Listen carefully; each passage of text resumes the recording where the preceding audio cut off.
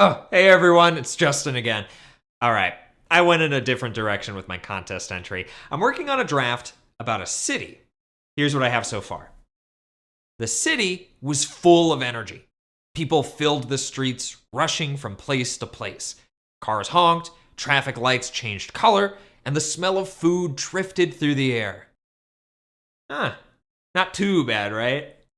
It has some imagery, a little bit of emotion, but something's off. I actually want this to be about my city, Chicago, where I grew up. This could be any city. It could be New York, Amsterdam, Tokyo. Where are the people going?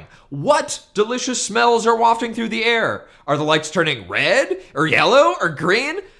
I'm missing a bunch of little things, leaving my reader with questions. So that's where today's descriptive writing technique comes in. Zooming in on small details that make a big impact.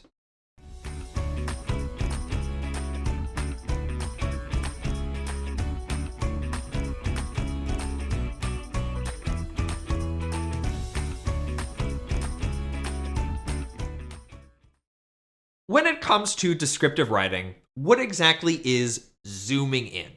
It's a technique for highlighting small, unique details, the kinds of things that might typically go unnoticed.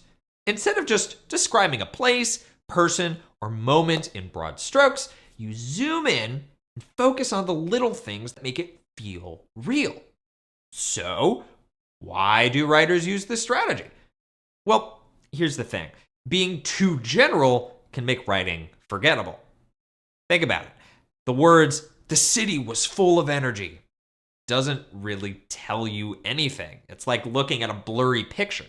But when you zoom in and focus on smaller details, suddenly that blurry picture comes into focus. And these details make your writing stand out as yours. Being specific makes readers pay close attention to the unique perspective of the writer. Now, when do writers use this strategy? Well, unless you're getting paid by the word, you wouldn't zoom in all the time.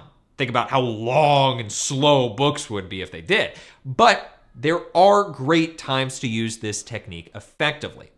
To start off, writers zoom in when they want to make a setting or moment feel vivid and real to the reader.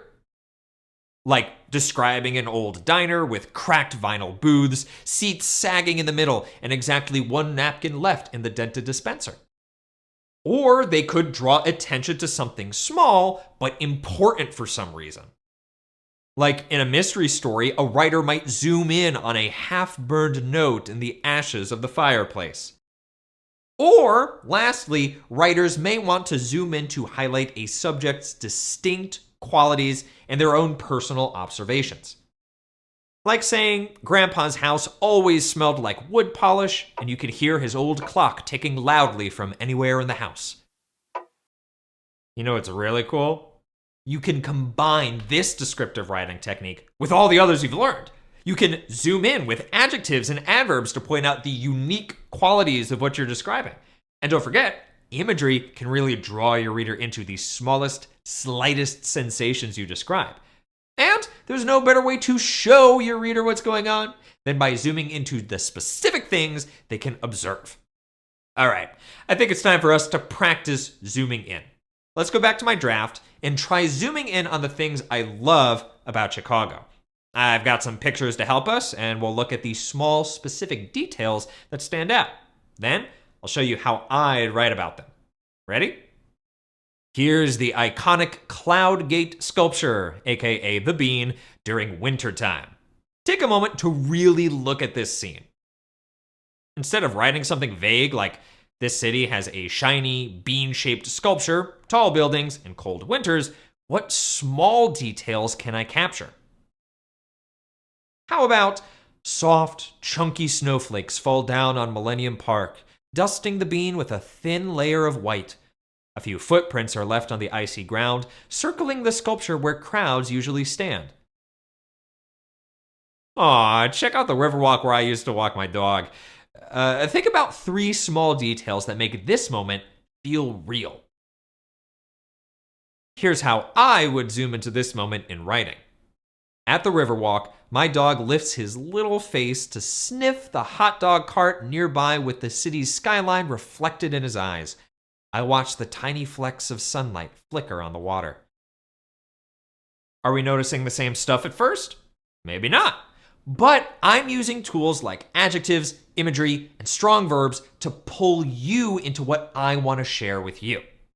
How about you try zooming in on a scene that's special to you? Think about a place you spent a lot of time. Maybe it's your bedroom, or somebody's kitchen, or where you play sports.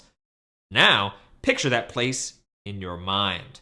Instead of describing it in general, zoom in on 3 small details that make it feel real and write them down.